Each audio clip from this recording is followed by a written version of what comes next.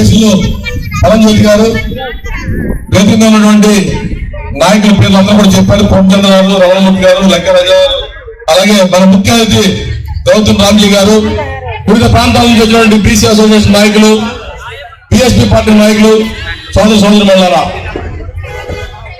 మొన్ననే 1400 రోజులుగా జరుగుతున్న ఉద్యమాన్ని ఒక సినిమా రూపంలో ఉక్కు సత్యాగ్రహం పేరుతో సత్యారెడ్డి గారు తెరకెక్కించారు.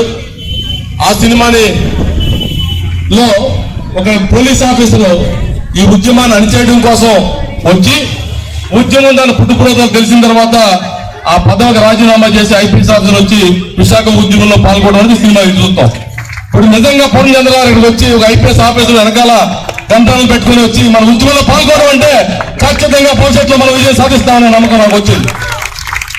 అట్లాగే మీరు అనట్లేదు, వచ్చారు, ఉద్యమంలోకి వచ్చారు కాబట్టి. అట్లాగే సత్యం గారు, కొల్లాపల్లి సత్యం గారు ఒక ప్లాంట్ లో పర్సనల్ ఆఫీసర్ గా ఒక ముఖ్య భూమికి పోషిస్తూ మాలాంటి నాయకులను కంట్రోల్ చేయడం కోసం, ఉద్యమాలు కంట్రోల్ చేయడం కోసం ఆ పాత్ర పోషించి ఇప్పుడు ఉద్యమాన్ని ముందు తీసిపోయే పాత్ర వచ్చే సత్యం గారికి కూడా ధన్యవాదాలు తెలియజేస్తా ఉన్నాం. కాబట్టి మాకు భయం లేదు. ఈ ఉద్యమాన్ని ప్రారంభించిన రోజున కొద్దిమంది ప్రారంభించాం. ఇప్పుడు అన్ని రాజకీయ పార్టీలు కూడా ముందుకు వచ్చి మీరు మద్దతు ఇస్తా ఉంటా ఉన్నారు. మనం కోరేది ఏంటి?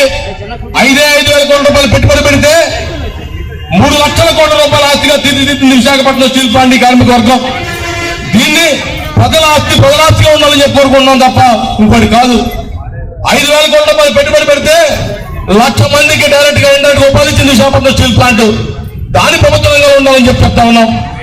5,000 కోట్ల రూపాయలు పెట్టుబడి పెడితే 54,000 కోట్ల రూపాయలని వివిధ పన్నుల రూపాయన, ట్యాక్సుల రూపాయన మీకు కట్టింది Visakhapatnam steel plant.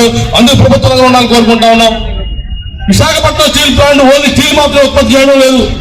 Visakhapatnam steel plant లో రైతులకు ఉపయోగించేటువంటి అమోనియా పుష్కల ప్లాంట్ పేరుతో ఉత్పత్తి చేసి చౌకదారులకి రైతులకు అందిస్తున్న ఏకైక ప్లాంట్ విశాఖపట్నం స్టీల్ ప్లాంట్.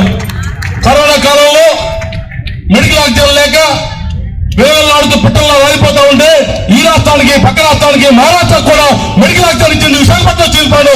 దానికి ప్రభుత్వంగా ఉండడానికి కోరుతా ఉన్నాం. కాబట్టి పక్కన నక్కపల్లిలో స్టీల్ ప్లాంట్ కడతామని చెప్పి చెప్తా ఉన్నారు. మన సెక్రటరీ గారు వచ్చారు ఢిల్లీ నుంచి, మాతో మాట్లాడాడు. తెల్లారి మళ్ళీ నక్కపల్లి పోయినాడు. ఆయన నక్కపల్లిలో స్టీల్ ప్లాంట్ కి నీళ్లు ఎక్కడి నుంచి వస్తాయని నేను అడుగుతా ఉన్నా. విశాఖపట్నం స్టీల్ ప్లాంట్ సొంతంగా తవ్వుకున్న కాలం నుంచి కన్నం పెట్టి నక్కపల్లి స్టీల్ ప్లాంట్ కి నీళ్ళు ఇస్తామని చెప్పి అనుకో చెప్తా ఉన్నారు. బయలుడిల్లా నుంచి మనకి ఐరన్ గనులు వస్తా ఉన్నాయి. ఆ ఐరన్ నుంచి మన కన్నం పెట్టి నక్కపల్లికి ఇస్తా ఉంటా ఉన్నారు. ఎక్కడికి న్యాయం ఇది? విశాఖపట్నం స్టీల్ ప్లాంట్ 3.2 మిలియన్ టన్నులు స్టార్ట్ చేస్తే 6.3 నుంచి 7.3 దాకా వెళ్ళింది ప్లాంట్. 7.3 నుంచి 11.5, 11.5, 16.5, 20 మిలియన్ టన్నుల దాకా వెళ్ళిన కెపాసిటీ ఉంది విశాఖపట్నం స్టీల్ ప్లాంట్. చంపాలనుకుంటారు మీరు రాజకీయ నాయకులు. కాబట్టి ఆలోచన చేయండి.